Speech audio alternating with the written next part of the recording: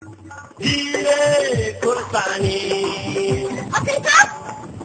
Sir जाऊ त त्यहाँबाट 1 किलो परवल 2 किलो भिन्डी 2 किलो गोलभेडा 1 किलो दाल लिएर आउनु त। ओहो हजुर यस्तो काम चाहिँ मबाट नगरौँ हजुर। अब हामी प्रहरीले किन सर्छ भने गतिलो पर्दैन हजुर, सबै छड्किनास पर्छ। नियम कडा छ क्या हजुर। अब अरूलाई भए चाहिँ झलक्क रिसाएर नियम कडा छ भनिहाल्थी, अरूलाई चाहिँ हाँसेर। होइन के भन्छ नि यो असै सब एउटा मन्त्रीको श्रीमतीले भनेको नि टेर्दैनौ तिमी? टेरेर के गर्ने हजुर, भट्टाभट हजुरहरूले भनेकै टेर्दा हाम्रो हाकिम साहबहरू अख्तियारतिर पुगिसक्यो। के रे हामीले पुरा हो र उनीहरूलाई अख्तियार? हजुरहरूले नपठाए पनि हजुरहरूले किन लगाएको सामानले पठाए नि त हजुर। अहिले हजुरले भिन्डी सिमी आलु गोलभेडा किन पठाउनुहुन्छ? भरे त्यही तरकारी कुहिया पर्यो भने दोष जति मैले खेप्नुपर्छ। अब त्यही माथि पनि त्यो कुहिया तरकारी भने हाकिम साहबले खाएर थापाउनु भयो भने अब किन पठाउने हजुरले सर्लाक्क पन्जिर भइहाल्छ।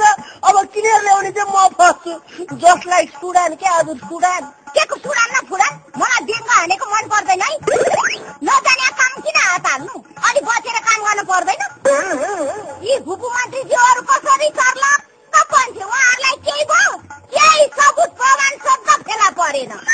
के आखेर अगाडि बढ्यो, प्रहरी मात्रै फेला पर्यो। है हजुर, अब के होला त हाम्रो हाकिम साहबहरूलाई जेलै पर्नु होला त?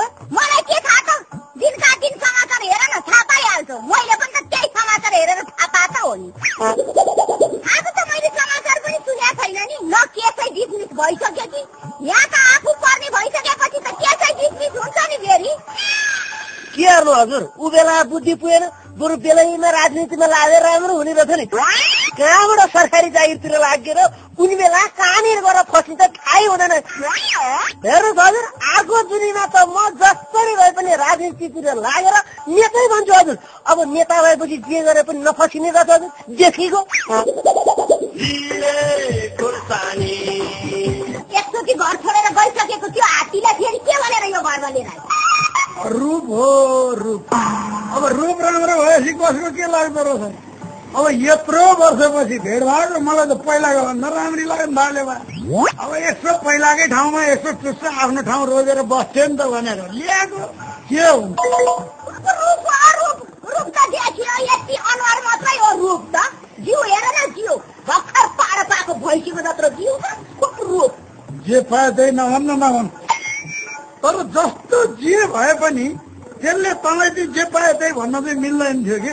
तँलाई चाहिँ इज्जतै गर्नु पर्थ्यो। तँ भने त जेठी हो नि, यो घर धानेर बस्ने जेठी भने त जेठी नै हो नि।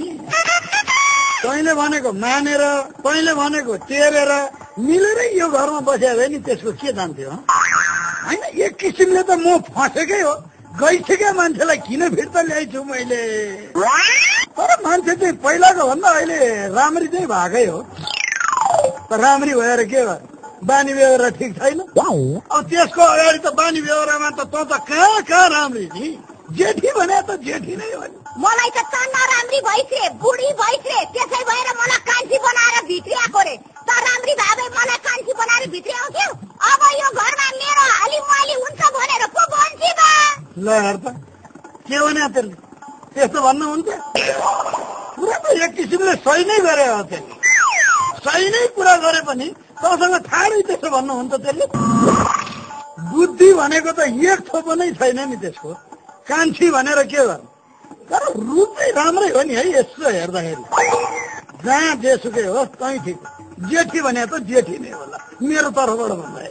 अझ के भन्दै थिए थाहा छ? मैले त बाठो छोरो पाइरे, एसएलसी पास गर्ने छोरो पाइरे।